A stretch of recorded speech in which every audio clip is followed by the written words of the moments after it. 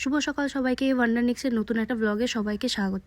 সকাল সকাল ঘুম থেকে উঠে পড়েছিলাম, উঠে দেখতে পাচ্ছ তোমাদেরকে ঠাকুর দর্শন করিয়ে নিয়েছি। তারপরে যেহেতু আর সকালে টিউশন পড়ানো ছিল, ওই জন্য দেখতে পাচ্ছ আমি রেডি হয়ে গেছি। তো মোটামুটি 7টা বাজতে যাচ্ছে, তো আমি এখন টিউশন পড়ানোর জন্য বেরিয়ে যাব। তো ব্লগটা তোমরা দেখতে থাকো। তো দেখতেই পাচ্ছ এখানে টিউশন পড়ানোর জন্য আমি বেরিয়ে পড়েছি।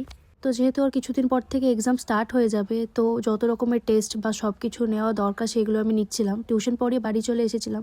এসে দেখছি মা সবজি কারোর কাছ থেকে একটা আম নিয়েছে আর কিছু কুল নিয়েছিল। তো এখন যেহেতু আমের সিজন, তাই জন্য মা চাটনি করবে ওটা দিয়ে। আর বোন যেহেতু এখানে দেখতেই পাচ্ছ টোস্ট বানিয়ে রেখেছে, তো সেটাই খেয়ে নিয়েছিলাম আমি আর বোন। আর বোন একটুখানি দরকারের জন্য বাইরে যাচ্ছে, তো বাড়ি তাড়াতাড়ি চলে আসবো, খুব একটা দেরি হবে না। আর যেহেতু মা আমটা নিয়েছিল, আমার মনে হলো ওখান থেকে কাঁচা আম একটু আমি খাবো, সেই জন্য আমি কেটে নিচ্ছিলাম।